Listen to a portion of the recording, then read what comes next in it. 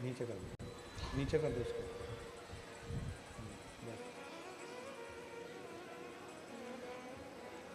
भगवान शंकर का पवित्र चरित्र कह रहा है। शिव महापुराण की कथा वर्णन कर रहे हैं। श्रेष्ठ बुद्धि को भी अगर हमको चाहिए तो हमें शिव की आराधना करना।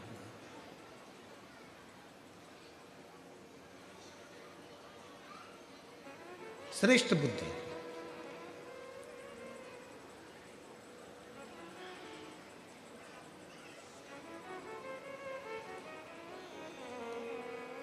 कोई कोई बच्चे ऐसे रहते हैं जो जन्म लेने के बाद उनका शरीर का विकास नहीं होता।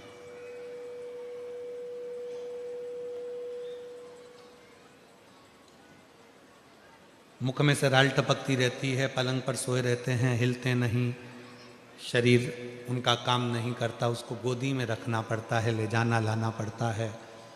उसको अपनी इंद्रियों का भी ध्यान नहीं रहता कि उसको वॉशरूम आई है, कि उसको कुछ खाना है या पीना है या कुछ, उसको सुध नहीं। उन बच्चों के लिए भी शिव महापुराण में एक बड़ा सुंदर सा प्रसंग आता है। अगर आपकी कॉलोनी में, आपकी सोसाइटी में, आपके मोहल्ले में, आपके आसपास के क्षेत्र में इस तरह के अगर बच्चे रहते हैं तो उनके माँ बाप को चाहिए कि शिव को, भगवान शंकर को जो बेल होता है, बेल देखा है आप लोगों ने? इधर सूरत गुजरात में क्या बोलते हैं? बेला ही बोलते हैं। तो बेला का जो फल होता है, उस फल के अंदर का जो गुर्दा होता है, फल के अंदर का जो गुर्दा होता है, उस गुर्दे को सुखाकर, उसको बाद में जलाकर उसकी भस्म अच्छी पीस कर तैयार करो। और जिस दिन सोमवार की अष्टमी हो, सोमवार के दिन अगर अष्टमी की तिथि पड़ जाती है या अष्टमी के दिन सोमवार पड़ जाता है, तो उस दिन देवाधिदेव महादेव को, अगर मंदिर में आप वो भस्म नहीं चढ़ा सकते तो घर में ही उस बाबा को थोड़ी सी चुटकी भरकर भस्म, वो जो बेले की भस्म बनाई है, वो शिव को समर्पित कर दो। उसी भस्म को निकालकर उठाकर, जो डब्बी में ज़्यादा भस्म है उसी में उसको डाल लो, और उस भस्म को बिल्कुल पिसी बारीक एकदम महीन भस्म को, जो बच्चा राल टपकाता है या उसका शरीर का विकास नहीं होता है, शरीर कमज़ोर है, वो उठ नहीं सकता, बैठ नहीं सकता, इंद्रियों का भान नहीं रहता, उस बच्चे को यदि थोड़ी थोड़ी भस्म प्रदोष समय के पहले, प्रदोष काल के पहले, शाम के समय के पहले अगर उस भस्म को थोड़ी सी मात्रा में, जरा सी मात्रा में अगर उसकी जिह्वा पर लगाया जाए तो धीरे धीरे उसकी इंद्रियां काम करना प्रारंभ कर देती है। इंद्रियां काम करती हैं। डॉक्टर का भी इलाज करवाओ,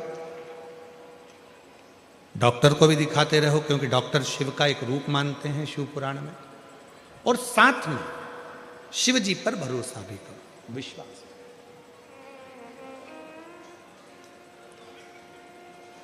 तो पार्वती जी ने जिस उपटन से भगवान शंकर के सम्मुख में जो पुतला तैयार करा था, वो शंकर भगवान के सामने प्रस्तुत किया।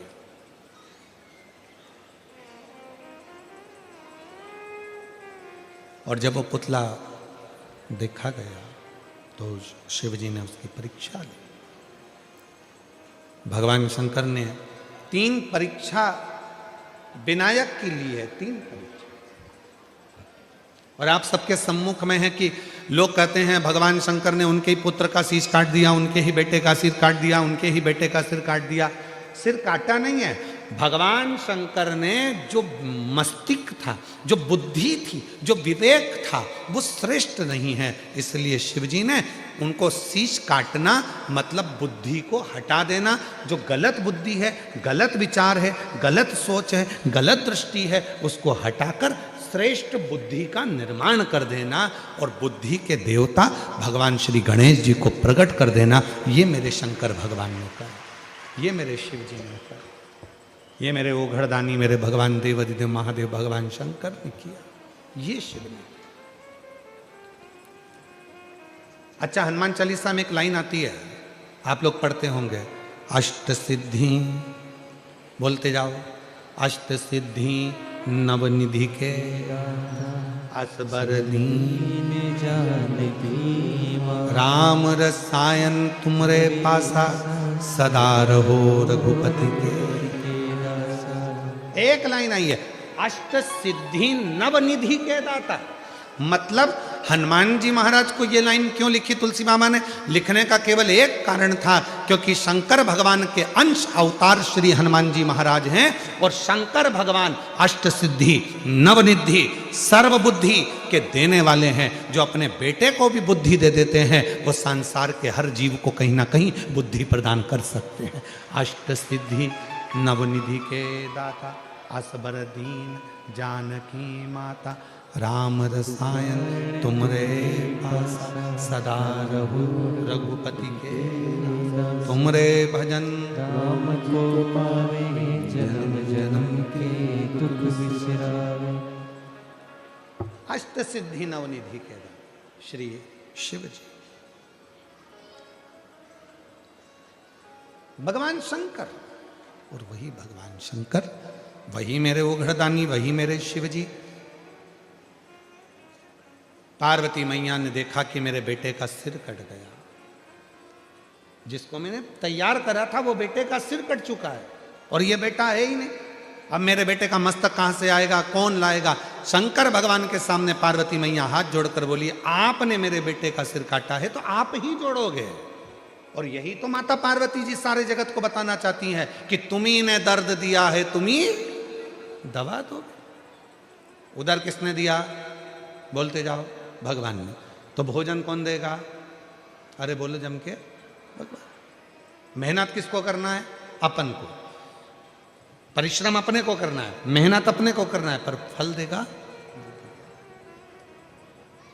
और इसका एक प्रसंग है, ये बक्सा चल रहा है, इसका एक प्रसंग है और बड़ा सुंदर सा एक प्रसंग आता है। एक मलुक नाम का एक लड़का था।